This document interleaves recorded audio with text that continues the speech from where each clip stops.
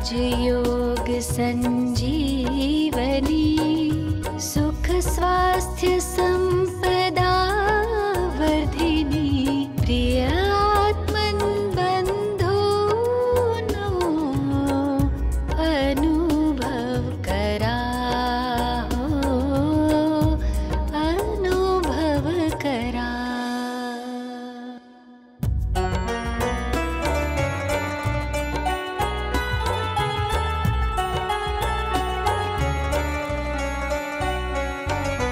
शिव पिता योग शिकवी दुःखाचा वडवा विझवी जीवन नंदन वन फुलवी ज्ञानामृत रस पान करा अनुभव करा।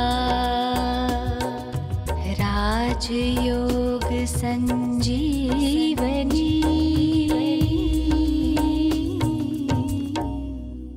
नमस्कार, राजयोग एक संजीवनी या मालिकेमध्ये मी शिल्पा तुमच्या सगळ्यांचं पुन्हा सहर्ष स्वागत करते। राजयोगाचे एक नवीन नवीन राज आपण बघतो आहोत, ते अनुभवतो आहोत, कधी शांतीच्या रूपानं कधी सुखाच्या रूपानं। परंतु त्या सगळ्या राजांचा, त्या सुख शांतीचा आपल्या जीवनामध्ये तेव्हाच अनुभव होऊ शकणार आहे जेव्हा आपण या शरीरभानापासून एक वेगळी चैतन्य शक्ती, मी आत्मा, अनेक गुणांचा प्रकाश पुंज आहे, हा अनुभव करू तेव्हाच। तर बघूया आज भाईजी राजयोगाचा कुठला एक नवीन पैलू घेऊन आपल्या समोर आलेले आहेत। आपण त्यांचं स्टुडिओमध्ये स्वागत करूया। अनुरूप भाईजी जे चंदीगड सारख्या प्रसिद्ध शहराचे टाउन प्लॅनर होते, आपण त्यांचं स्वागत करूया स्टुडिओमध्ये।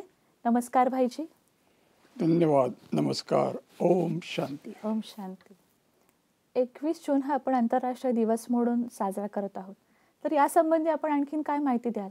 कारण आपण बघतो की फक्त देशातच नाही तर विदेशी लोकांनी सुद्धा याला मान्यता दिलेली आहे, ते लोक सुद्धा साजरे करत आहेत, तर याबद्दल काय आणखी माहिती आहे?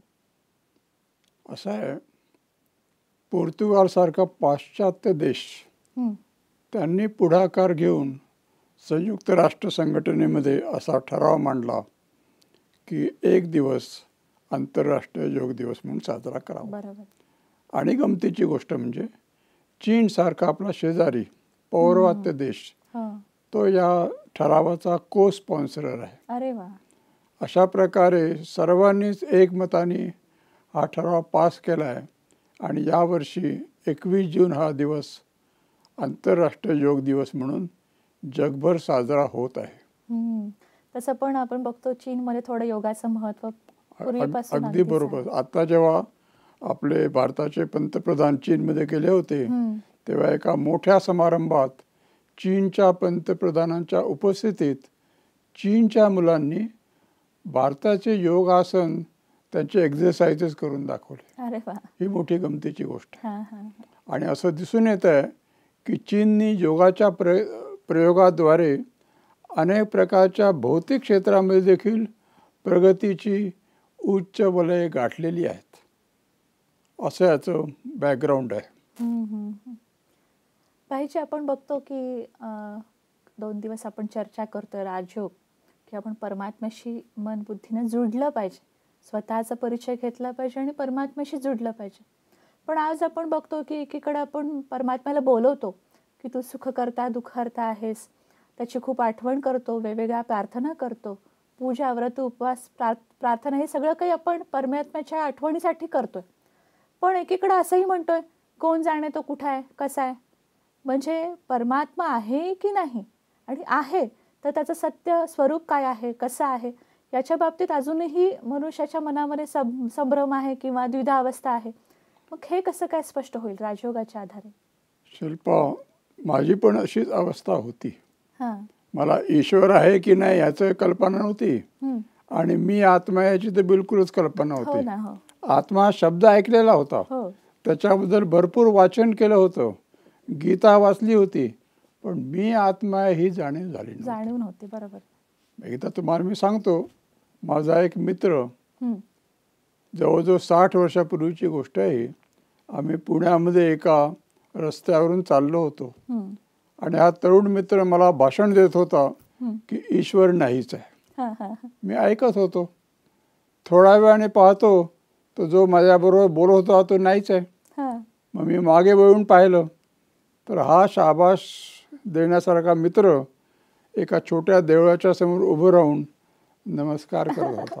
खरंच गमतीची गोष्ट आहे. थोडा वेळ तो माझ्या बरोबर आला. त्याला म्हटलं, अरे मित्रा, आत्ताच तू मला सांगत होता की देव नाहीच आहे आणि मग हे काय? तर तो म्हणाला, अनुरूप, देव तर नाहीच आहे, पण समजा असला तर नमस्कार करून ठेवला म्हणजे बरं, आपल्याला परीक्षेत यश मिळेल. अच्छा. जवळजवळ सगळ्यांचीच हल्ली अशी अवस्था आहे. खरंच आहे. विश्वास आहे वाटतं, कधी नाही वाटतं, पण तरीही रोज पूजा पाठ करतात, मंदिरात जातात. अगदीच काही नाही झालं तर सायकलवर बसून जाता जाता देखील देऊळ दिसलं की हळूचकर नमस्कार करून त्यांच्या मानसातून एक प्रार्थना चालू असते. असतो मा सत्गमयो, तमसो मा ज्योतिर्गमयो, मृत्योर्मा अमृतम गमयो. ईश्वराकडे माणूस प्रार्थना करीत आहे की मला असत्याकडून सत्याकडे घेऊन जा, अंधारातून प्रकाशाकडे घेऊन जा. आता ही प्रार्थना पुरी कशी व्हावी त्यासंबंधी गीतेमध्ये एक चांगला श्लोक आलेला आहे. तो श्लोक म्हणतो, ध्यानावस्थित तद्गतेन मनसा पश्यन्ति यम योगिनः. त्या ईश्वराला योगी केव्हा पाहू शकतो?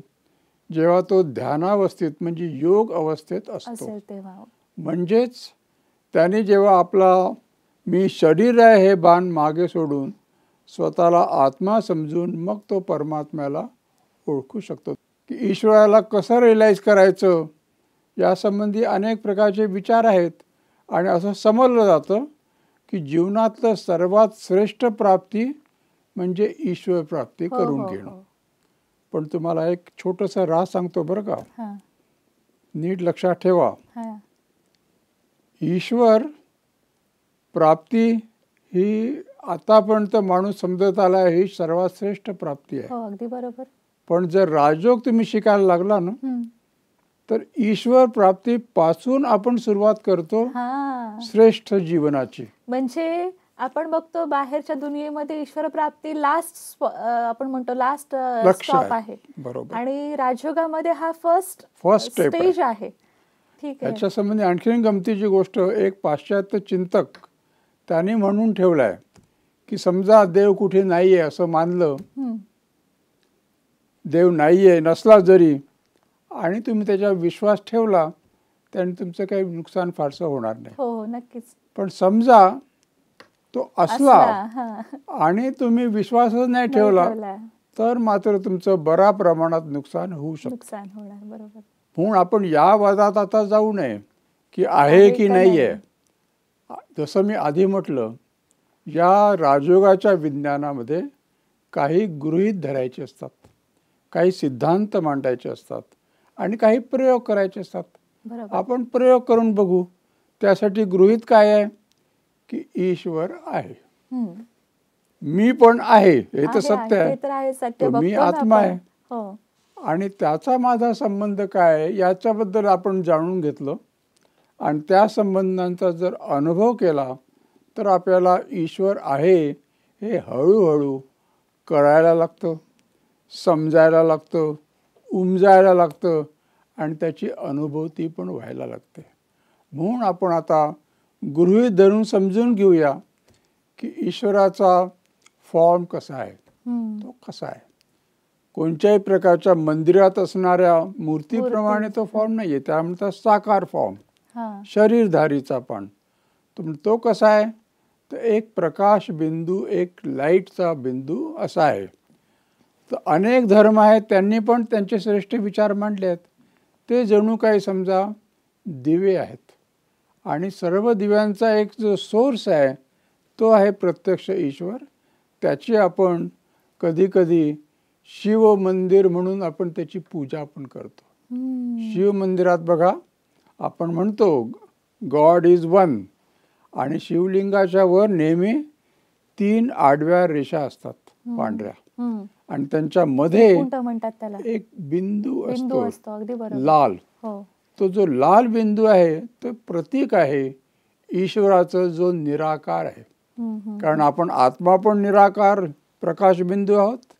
तो म्हणतो मी तुमचा पिता, मी पण असा तुमच्यासारखा निराकार मग हे आपण प्रकाशबिंदू आहे. मंदिरामध्ये ज्या मूर्ती बघतो त्या म्हणजे परमात्म्याचं रूप आहे, अंश आहे, काय नेमकं काय म्हणावं लागेल? असं लोक काय काय म्हणतात की तो एक मोठा आहे, त्याचा आपण थोडासा तुकडा आहोत, त्याचा आपण अंश आहोत. आता त्याचे तर तुकडे होऊ नाही शकत. नाही, बरोबर आहे. तो तर अखंड प्रकाश बिंदू आहे. तर वास्तव काय आहे, सत्य काय आहे, तर आपण त्या ईश्वराचे अंश नसून वंश आहोत. म्हणजे आपण त्याचे पुत्र आहोत. आणि जसं पुत्राला ईश्वर आपल्या पित्याकडून सगळं काही मिळतं, तसं ईश्वराकडून आपल्याला सगळं काही मिळतं. त्याच्यात आपल्याला जे मिळण्याचं सगळ्यात श्रेष्ठ कार्य म्हणजे आपल्याला ईश्वराचे संस्कार मिळतात. संस्कार आपण दाखवतो नेहमी डिस्कसारखे, किंवा आपण पाहिलं काल सिम कार्ड, त्याच्यामध्ये असतो संस्कार. तर आपण कोणत्याही प्रकारची जर कर्म केली ना परत परत काही विचार करून, तर ती कर्म आपल्या सिम कार्डमध्ये जणू काही रेकॉर्ड होत जातात. ते आपले म्हणतात संस्कार. आणि या संस्काराच्या आधारावरच आपण म्हणतो, तुम्ही पडद्यावर बघा की हा महात्मा आहे, हा धर्मात्मा आहे, हा देव आत्मा आहे. किंवा कधी कोणी फारच पाप केली तर आपण म्हणतो हा पाप आत्मा आहे. त्याच प्रकारे ईश्वरासाठी आपण म्हणू शकतो तो आहे परम आत्मा, म्हणजे सर्व आत्म्यांच्या पेक्षा श्रेष्ठ आहे, सर्वोच्च. आणि त्याचा कोणत्याही प्रकारचा आकार नाहीये, हे आपण लक्षात घ्यायला पाहिजे. आणि अशा ईश्वराचं जर आपण चिंतन केलं तर त्याला म्हणतो आपण मेडिटेशन करणं. अगदी लहान मूल देखील तुम्ही पडद्यावर बघा, मोठ्या आनंदाने ईश्वराचं चिंतन करते. त्याला चिंतन हा शब्द येत नसेल, पण तो आठवण करतो. आणि आठवणीमध्ये फार मोठी शक्ती असते. जशी आपली आठवण, जशी आपली स्मृती, तशी आपली कृती आणि तशी आपली समर्थ. आपण आपल्या आई वडिलांची आठवण करतो, त्यात पण किती प्रेम सामावलेलं असतं. अगदी बरोबर. आपण तुम्हाला मी सांगतो एक गोष्ट बरं का, एका माणसाची ही गोष्ट आहे. त्या माणसाला 3 मित्र होते. कारण ईश्वराची आपण मैत्रीपूर्ण आठवण करायची. 3 मित्र त्याचे कोणचे होते आणि त्यांचं काय झालं या गोष्टीत बघूया. एकदा या मित्राला कोर्टातून समन आलं की तुम्ही उद्या हजर व्हा आणि जे काही साक्षी पुरावे असतील ते बरोबर घेऊन या. याला प्रश्न पडला. त्याचा सगळ्यात पहिला जो मित्र होता त्याची त्याला आठवण झाली. तो त्याचा होता बेस्ट फ्रेंड. त्याच्यासाठी जीवनभर त्याने सगळं काही केलं होतं आणि त्या मित्रांनी पण याच्यासाठी खूप काही केलं होतं. म्हणून सर्वात प्रथम तो त्या मित्राकडे गेला आणि म्हणाला, उद्या मला कोर्टात जायचं आहे, तू प्लीज माझ्याबरोबर कोर्टात येशील का? तो म्हणाला, मी तुला मदत करायला तयार आहे म्हणे, तू नेहमी माझ्यासाठी खूप काही केलं आहेस, पण म्हणे माझं एक जीवनाचं तत्व आहे. तो म्हणाला, काय बरे? तो म्हणाला, मी कधीही कोर्टात जात नाही. नाही, म्हणतात ना खरंच की दवाखान्याची आणि कोर्टाची पायरी कधी कोणी चढू नये असं म्हणतात. असा तो मित्र म्हणाला. मला जरा निराश झाला आणि चालत चालत तो आपल्या दुसऱ्या मित्राकडे गेला. तो दुसरा मित्र होता नियर अँड डिअर फ्रेंड, जवळचा मित्र, अगदी जवळचा. त्यावेळेला हा तर आपल्याला नक्कीच मदत करेन. तो त्याच्याकडे गेला. त्यांनी सांगितलं असं असं आहे. तो मित्र म्हणाला की मी तुझ्याबरोबर येईन म्हणे, काही हरकत नाही, तू माझा चांगला मित्र आहेस, पण माझं एक तत्व आहे म्हणे जीवनाचं, मी कोर्टात जरी आलो तरी तिथे साक्ष देत नाही, हे माझं तत्व आहे. अच्छा. तो बिचारा परत आणखी निराश झाला आणि डोकं असं खाली टाकून चालला होता. तर त्याला तिसरा मित्र समोरून येत होता. तो त्याचा होता हॅलो हॅलो फ्रेंड, कधीतरी भेटणारा. जसं आपण मंदिरात जातो कधीतरी हॅलो करतो, सभागती आपल्याला तसा तो जाणारा. त्या मित्राने त्याला थांबून विचारलं, अरे बाबा तू असा निराश काय आहेस? तो म्हणाला, काही विचारू नको म्हणे, माझ्या बेस्ट फ्रेंडने आज मला धोका दिला. तू काय करणार? तो म्हणा नाही मला सांग तुझा काय प्रॉब्लेम काय, मी तुला मदत करीन. मग त्याने एवढी खुशीने नाही सांगितलं पण सांगितलं त्याला असं असं कारण आहे. तो म्हणाला की काही काळजी करू नकोस, उद्या मी तुझ्याबरोबर कोर्टात येईन. आणि तो प्रत्यक्ष आला बरं का. त्यांनी साक्षी दिली आणि याला वाचवलं. आता इथे आपली गोष्ट संपते. पण या गोष्टीचं तात्पर्य काय तुमच्या लक्षात आलं का? 3 मित्र ते नेमके कोण होते? ते कोण होते मला त्याचं रहस्य ऐकल्यावर तुम्हाला मजा वाटेल. पहिला मित्र जो होता ना तो म्हणजे आपलं आत्म्याचं हे शरीर. आपण सगळं आयुष्यभर शरीरासाठी राबत असतो.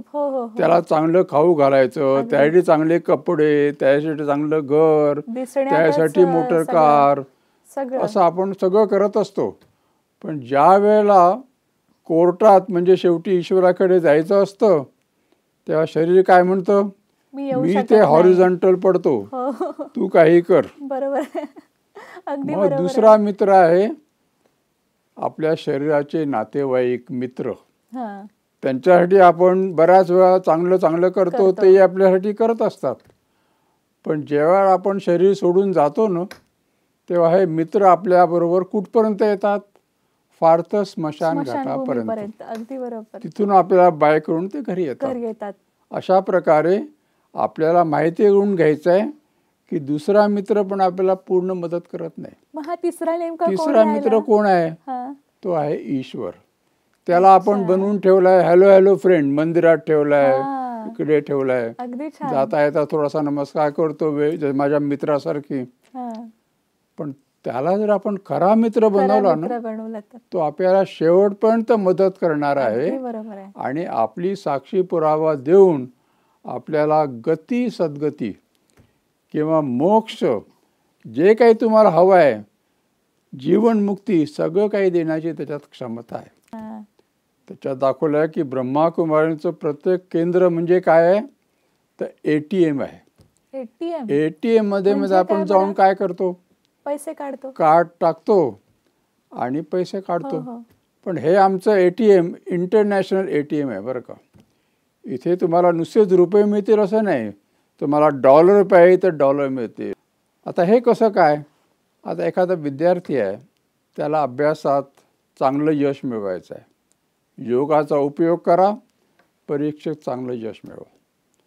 कोणाला वाटतं आपले आरोग्य चांगलं असावं, राजयोग करा आणि आरोग्य चांगलं मिळवा. कोणाला वाटतं आपण पैसा खूप कमवावा, ठीक आहे, परिश्रम घ्या, राजयोग करा आणि पैसा मिळवा. अशा प्रकारच्या सर्व प्राप्ती करून देणारा हा राजयोग आहे. पण याच्यामध्ये अनेक राज आहेत बरं का. आणि आपण ही राज काय आहेत, रहस्य काय आहेत हे बघणार आहोत. काही रहस्य तुमच्या लक्षात आलीच आहेत, आणखीनही आपण बघण्यासाठी थोडा अनुभव पण करणार आहोत. हो, पण त्याआधी माझी आणखीन एक पुन्हा शंका आहे की आपण भक्ती मार्गामध्ये परमात्म्याला बोलवलं, असं नाही की परमात्म्याचं अस्तित्व सगळ्यांनीच नकारलं. भक्ती मार्गामध्येही त्यांनी बऱ्याच श्रद्धेनं भावनेनी बोलवलं. परंतु त्याच्यामध्ये आणि राजयोगामध्ये मग काय फरक सांगता येईल? तसं वरवरून पाहिलं तर काही फरक नाही. दोघांच्यामध्ये आपण ईश्वराचं स्मरण करीत असतो. पण राजयोगामध्ये काय होतं तर आपण त्याला जाणून समजून अनुभव करून त्याची मदत घेत असतो. तो आपला पिता आहे या नात्याने, तो आपला बंधू आहे या नात्याने, तो आपला मित्र आहे या नात्याने आपण त्याचं जेव्हा स्मरण करतो, त्याला समजून अनुभव करून करतो, तेव्हा त्याचा अनुभव आपल्याला जीवनामध्ये प्रत्यक्ष त्याची शक्ती मिळून करता येतो. याचं उदाहरण सांगतो.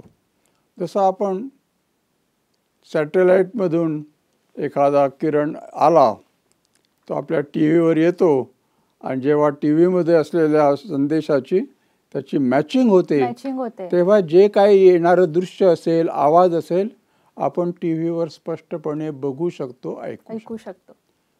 आपण जर ईश्वराचं स्मरण करतो आहे राजयोगामध्ये, तेव्हा आपण आपली फ्रिक्वेन्सी आणि ईश्वराची फ्रिक्वेन्सी म्हणजे विचारांचे तरंग ते दोघे जेव्हा मॅच होतात तेव्हा काय जादू होते तर आपली फ्रिक्वेन्सी म्हणजे तुम्ही समजा 1 आणि ईश्वराची पण फ्रिक्वेन्सी आहे 1.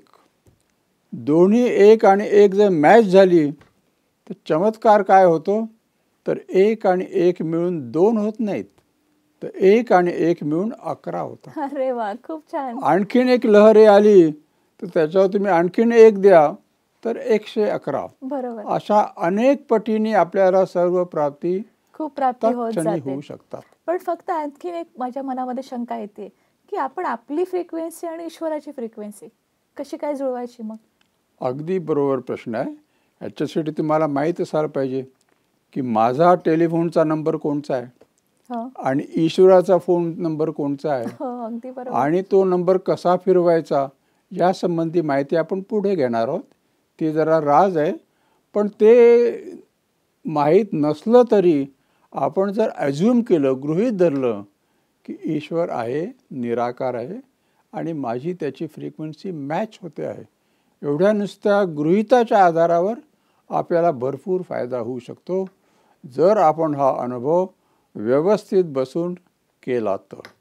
तुम्ही असा अनुभव करू इच्छिणार का? नक्की. जसं तुम्ही मगाशी म्हटलं की परमात्मा हा माझा खरा मित्र आहे, ते ऐकल्यानंतर असं वाटलं की अरे वा, आपण त्याला कधी मित्राच्या रूपाने आठवण कधी केलीच नाही ना.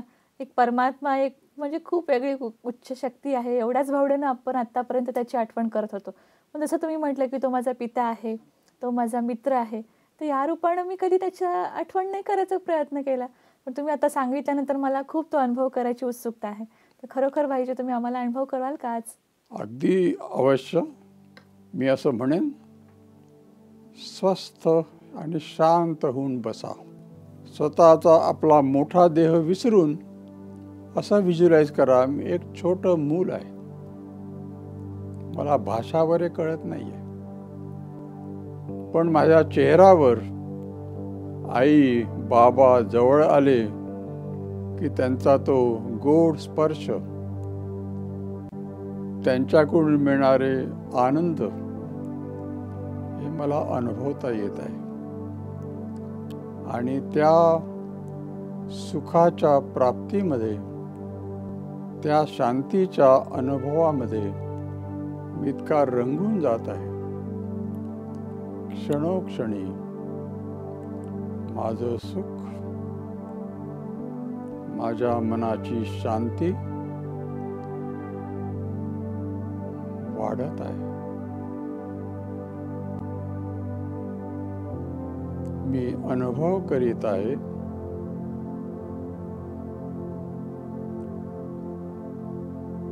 केवळ एक जन्मासाठी नाही, अनेक जन्मासाठी ज्यांनी माझा हात पकडला आहे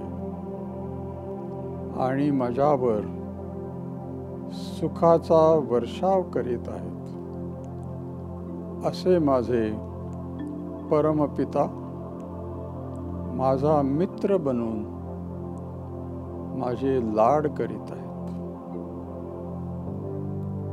प्रेमाने मला गुंजारत आहेत. त्यांचा एक एक स्पर्श माझ्या बुद्धीला श्रेष्ठ बनवित आहे. माझे मन, माझी बुद्धी आणि माझे संस्कार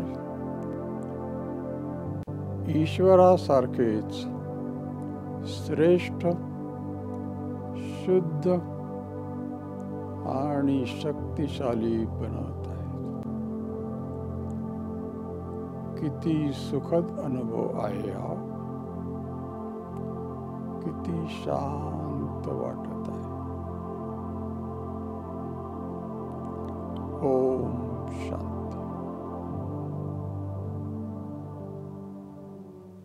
मित्र हो, पाहिलं, आजपर्यंत आपण त्या ईश्वराला माता पिता म्हणून प्रार्थनेमध्ये बोलवलं, पण राजयोगाच्या आधारे आपण किती त्याच्याशी जवळचा संबंध माता पिता या नात्याने अनुभवू शकतो ह्याची एक थोडीशी झलक आज तुम्ही पाहिली असेल. कारण मी जशी आत्मा आहे तसा माझा पिता परमात्मा सुद्धा एक आत्मा आहे, परंतु तो सर्व शक्तींचा किंवा स्रोत आहे, म्हणून त्याला आपण परमात्मा म्हटलेला आहे. आणि तो परमात्मा अनेक शक्तींचा स्रोत असल्यामुळं जेव्हा मी त्याला आठवण करते तेव्हा खरोखर माझ्या मनामध्ये किती शक्ती आणि शांती मिळते. खरोखर आपण म्हटलं जातं की भाग्यवान तोच की हे जे सगळे संबंध आहेत, तू माता आहेस, पिता आहेस, सखा आहेस, जो आपल्याला भाईजींनी सांगितला की आपला शेवटचा आणि खरा मित्र परमात्मा होऊ शकतो.